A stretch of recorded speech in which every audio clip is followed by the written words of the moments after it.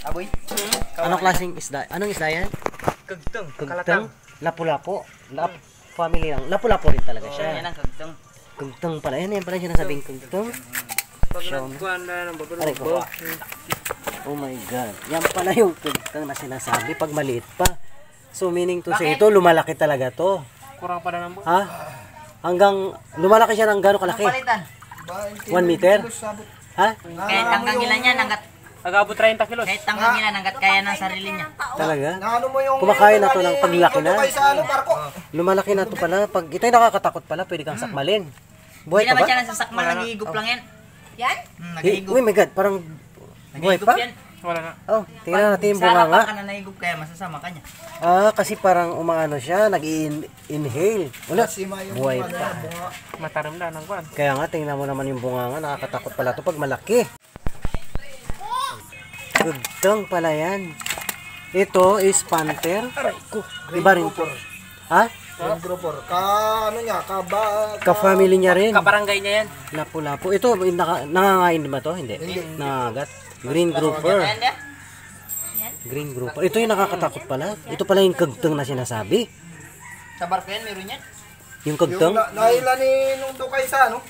Sa barko ang nakawila niya. Ito pala. Kaya pinasampay nila niya sa Pag malaki na to, ibig sabihin, pwede ka ng lumaban sa'yo. Ano pa yung iba dyan? Ito, green lapo din yan. Ayan yung panther na tinatawag, lapo din. Ibang klase. Yung nguso niya, matulis. Ay, ito, mukhang mataba to. Ilak. Ilak. Ito, natikman ko na to, masarap. Mataba. Tapos, mayroon siyang danggit or samaral na isda. Ayan. Lumabas na yung mata. Panther din, another panther. Another lapo. Ito, black panther din. Panther. Mostly, siya, lapo-lapo. Pero itong ilak, natikman ko na to. Masarap na isda to mataba. Ayan. Masarap to, isigang. Pero ito, na-amaze ako dito. Matinika, samaran. Dito kayo ba? Ito yung amazing. Yung sinasabing kagtong. Ito, so mga mahigit 1 kilo to sa tingin ko. Aray ko. Yung asang yung Oh my God. nakasabit. Pag ginilang Niya masakit. Aray ko. Aray! My God, nakakasugat pala kagad yan. So pag kinain ka niyan, ibig sabihin talagang, ayan tingnan mo. Luno ka. Pati yung niya, hasang na masakit. kailangan mo magkasakasang maghawak. Ayan tingnan mo. Matalas. Yan pala yung kagtong. Ang laki. Kasya ka dito sa chat, di ba? Ang laki. Pagkain pang dawat yan eh. Mga yan, may 1 kilo na. Tingnan mo, ibuka mo nga yung bunga nga.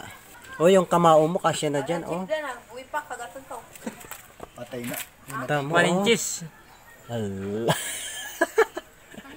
Ganyan pala yan ng kagtong.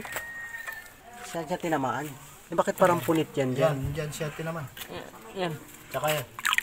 Dito siya tinamaan, ng yan yung pana dito. Lusot ba? Lumusot?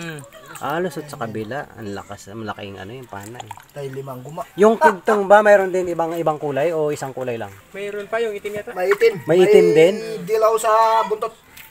Tapos yung tinik niya kulay dilaw din. May another na klase pa, no? Itim. Ito parang brown siya eh. Ganyan pala yung kagtong, mga tangay. First time ko yata makakita ng kagtong na sinasabi. Nakakatakot yung bunga. Saka yung ngipin, matalas, saka yung hasang. Yan. Pag naigop sa'yo, yan magasima sa Hindi ka na mabaon sa balat. Siya, nag-i-inhale siya ng hangin, tapos pwede ka mahigop kasama yung tubig pala. Ganyan pala yan. Pauwi na kami. Okay, mga more than 1.5 kilo. 1.5 kilos. Masakit siya Ang ganun din, ang asang niya yan. Ito rin, di ba? Another Sakit din yan. Parehas silang yan. Ito, malaki rin bunga nga. Parehas din niya ang ngipin. Iba lang ang kulay. Malaki rin bunga nga nito. Ito kaya nangangain din. Masakit din yan ang asang niya. Green grouper. Sa Tagalog isda. Dark siya. Batik. Oo. Para siyang Black Panther din. Di ba yan lapo? Lapo. Maraming klase yung lapo eh. Lapo rin lahat ng tawag sa lapo. In general, lapo-lapo sila. Ang sakit Ayan oo. Yung hasang niya, matalas. Parang may naiwan pang tinik. Yan pala yan. Yan yung mga pinagpanaan nila ngayong mga araw na to, mga tangay. So, ganyan pala yan. So, time to clean para may ulam. Yung huli kanina, mga lapo-lapo. Yan. Sinigang ngayong gabi.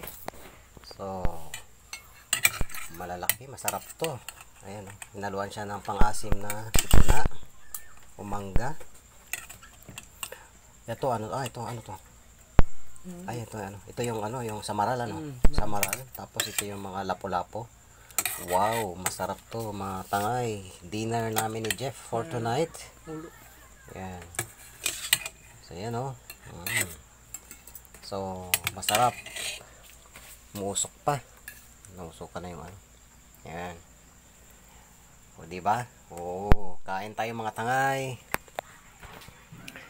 So malalaki na isda, libre. Mamana lang sila, may ulam na. So dito sa probinsya, simpleng buhay. Yan. Di gaano magastos kapag ka masipag ka. Libre yung mga ulam. Maraming yamang dagat na pwedeng makuha. Ayan.